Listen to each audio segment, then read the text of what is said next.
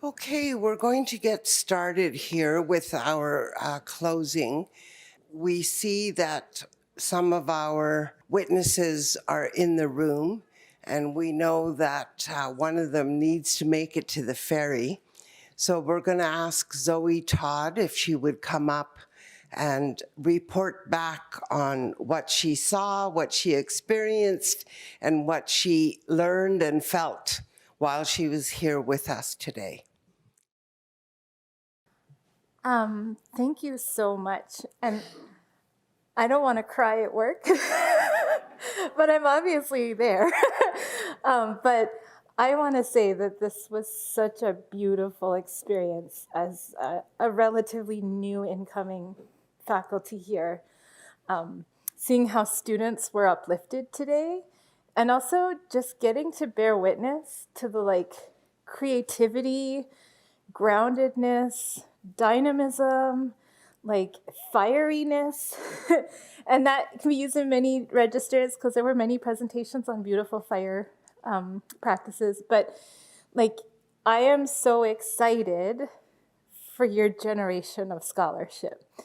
I don't know that I have the words to continue expressing what I'm feeling, but just as someone who grew up in Edmonton, but has worked in central Canada and also studied in the UK over the last 14 years, this was so beautiful to get to bear witness to, and also just to see the intergenerational work that has created this space for you. And so I want to say thank you to all of you, because I'm so excited to get to be at SFU and here in Vancouver, and I'm so excited for all the work you're doing. So just thank you for allowing us as faculty to be here, to get to bear witness to you, because what you're doing is just so amazing. You're all so brilliant. And I'm just really honored to get to be a little part of what you're doing. So thank you. That's basically what I have to say. Thank you. Okay, and the second person we'd like to ask to come up is Mary O'Brien. And stay in the room, everybody, because at the very end, Jody and Mackenzie have got all kinds of gifts to give away. So I feel really honored and humbled to have spent the day with all of you today. It was beautiful, truly. Just hearing how this research really affects positive change. That's perhaps my biggest takeaway from today. So the sense of community that I felt, even though, I really am officially an outsider, I really felt welcomed in this community. I see that there's a lot of opposition there, things that, in our Western ways, we're still imposing, like the time, the expectations for research to be done quickly, but the time that it takes to establish relationships, that's hard, right? I see that, the need to have Indigenous knowledge and wisdom in, guiding students and having those policies that don't necessarily allow it. Well, let's change those policies, right? We can do that, right? And so I think that by having these discussions, I just feel so, I don't know, enlightened, but also positive about the fact that, we can continue to walk together and really just make the Academy work better, I think. So thank you all. Wow, what a day. Thank you. Okay, and our student, Michael Chutzkoff. Am I saying your name right? No. I'm sorry. You'll have to say it right so that we can hear it. It's okay when you're Métis, Cree, and white settler with an Eastern European last name doing Indigenous politics. It's quite wacky. So yeah, my name is Michael Chotzkoff. For those of you who weren't in my morning session where I presented, I'm really sorry. You missed out on a good time. But I'll just quickly introduce myself. I always just do this because I think it's weird to talk to a group of people about my experiences and you don't know who the heck I am. So I'm a PhD student in the Department of Political Science at the University of Victoria under the supervision of Dr. Kelly Aguirre. There I specialize in Indigenous and Canadian politics, but more specifically, I'm interested in the sociopolitical constructions and surveillance of identities in relation to cis heteronormativity, Indigenous political mobilization, colonial and state violence, and Indigenous feminisms and Indigenous queer perspectives. My dissertation is primarily concerned with looking at counter-narratives of queer, trans, and two-spirit Indigenous people, responding to exclusionary practices and procedures within decolonial movements in both the intellectual and grassroots movements. And also, okay, there's no children in the room. My side project, which happened to get a lot of laughs, that I'm also working on is called You Try Living Under This Bullshit. So that's titled You Try Living Under This Bullshit, the diminution of effective politics and aesthetics in Indigenous queer realities. Prior to that, I'm also a graduate of the Masters of Indigenous Governance program in the University of Victoria as well, where my supervisor was Dr. Hokulani Aikau. And all of that work is really important to introduce to myself as I reflect back on the day and what I'm witnessing is I'm really lucky to have had the experience of really strong Indigenous women in my life to hold space for me. And when I think back to this morning's conversation of the keynote speaker who talked about your supervisory fit, if it wasn't for the hard work and dedication of a really great supportive environment of Indigenous feminists, I don't think I would be here right now. And that's also the same for Dr. Aguirre as well, who took a chance on me as somebody who is queer, two-spirit, and neurodivergent as well to exist in the world of a well-established tradition of political science to do Indigenous politics. And that's why I really appreciate events like today, where I don't have to give a 20-minute pre-TED Talk to the TED Talk of what I'm actually trying to get at. It is very validating to be in a room full of other Indigenous scholars and faculty members and students, where I can just speak my mind and talk about my research and it's understood and people ask questions and give feedback without having to do the emotional labor of why any of this work is important. I really value spaces like this as somebody like me, because as we all know, and for one of the morning panels that I was in about theories of rest, it's exhausting to do this work sometimes. And it's really nice to be able to not feel overly burdened of coming out to these spaces and speaking and listening and collaborating with people free from a larger colonial institution that likes to kind of keep its eye on us at times. So I'm really, really grateful to, again, have had the opportunity to connect with so many amazing folks that I probably wouldn't have had the opportunity to. And to have the opportunity to speak about what exactly I'm trying to do in my program and in my research and inevitably my career. But it's nice to hear that I'm somewhat on the right path. That's somewhat validating. And yeah, I really, my hands go up to everybody who is a part of this process, whether you were a student who is listening, presenting, faculty members who took the time out of grading. I know it's the end of semester, to be a part of this as well, and to all the organizers who made this possible. My hands go up to all of you, and I just say thank you so much for having me and having everybody here today.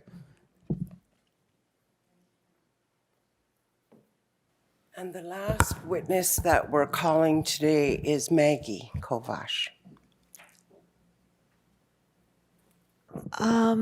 Yeah, well, I'm sort of at a loss for words. And Zoe, I think you had mentioned when you came up here that you're holding back the tears. And I really am holding back the tears. Last night it started when we had the conversation with Shandon.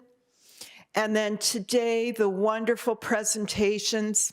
I said to my partner, Monty, when I went home, I said, I'm just feeling like the Creator has smiled upon us and that we are in a room of like-minded people and we're having conversations about Indigenous knowledges and Indigenous methodologies, and the potential and the possibility is it's just so, it makes my heart so full, so full.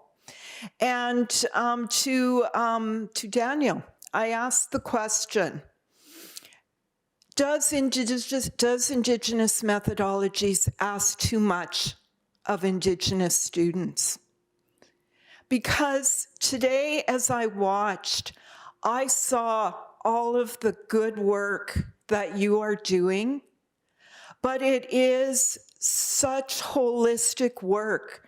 People are putting in so much effort and energy through their intellectual ability and their intellectual curiosity, but they're also putting so much from their heart and their spirit and their physicality. And I sat there and I wondered, are we asking too much? And then I thought, no, we're not. We're not asking too much, because when we are engaged in research, if we think back even to the Latin word of data, right? Datum, it's gift. And we are asking people to give us the gift of their knowledge, and we say to them, we are going to hold that in a way that we understand it is sacred knowledge. And in a way that we do that, we put our whole selves into the practice of research. And so I don't think we're asking too much. But what I do want to say, as I listened today and listened last night, I'm teaching a course on Indigenous methodologies. I've been doing this for a number of years. Take care of yourself. Take the time to be with family. Take the time to walk in the woods or to walk by the seaside. Take the time to breathe. Take the time to enjoy and refresh, because we need you as Indigenous people. The keynote speaker said this morning that we are in an interface between some of us who have been around for a while and the next generation. Well, this next generation, we need you. And we need you to be strong, and we need you to feel that you are anchored, and we need you not to feel that you're too burned out or that you're too tired. We need you to know that we, those of us who've come before, understand if you need to take a breather, that this work shouldn't all just be about burnout and about go, go, go and never stop. It is also about being able to replenish your spirit, to be with your family, to be with your community. And so that's what I want to leave you with, is you are doing the most amazing work. And I am so proud, and that's where the tears come from, because I'm so gosh darn proud of what I've saw this year at IGSS. And so just take care of yourself, be good to yourself, and you know that the ancestors are in the room. Our ancestors are in the room, and they are with us. So, miigwech, hi, haichka siem. Well, that's the formal ending of our calling of witnesses. We decided to limit it to 4 out of the 9 people that we called, just because of time constraints, because we know that you all have responsibilities to go home to as well. And my floor director has instructed me to also share some words for what I witnessed and experienced today. And I'm really glad that Maggie used the word gift, because that's one of the things I tell the MA and PhD students that I work with at SFU, and others from other institutions also get in touch with me, that you are a gift to the academy, that what you bring is a gift to the academy. Every session I sat in today was full. The room was full. I was amazed at Dr. King, and he facilitated and moderated all day, and the room was full every time slot. And I was so happy to hear women that are doing research in my home territory on my huckleberry picking grounds. And the fire practices, so it was just amazing to be here. And I want to just say thank you to all of you, to Winona standing by me and teaching me, how to be appropriate in this usually male position.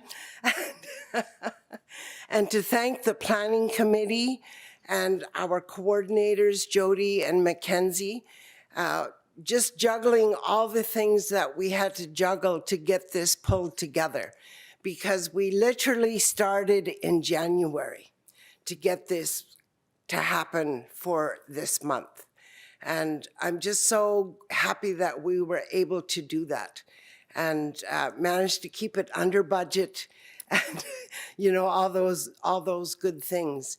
So I'd like to ask Dr. Hall to say some words as well. No pressure. I'm just going to put my hands up and just thank everybody, especially the organizers. I can just imagine how exhausted you are, and I hope that you get the next couple of days off and some time to rest. Heard from two of our witnesses how important it is your self-care, not to burn yourselves out, and that it's okay to take time for yourself. So I hope everybody does do that, because, well, I was going to say Monday's right around the corner, but I don't want to ruin the party, so I'll just leave that part out. So yes, my hands are up to everybody, and thank you. And I just reiterate what all the witnesses have shared in terms of how extremely bright our future is looking with these amazing up and coming Indigenous academics. So keep up the good work. Very proud of you. Yes, very Yet you proud. kasai. The end.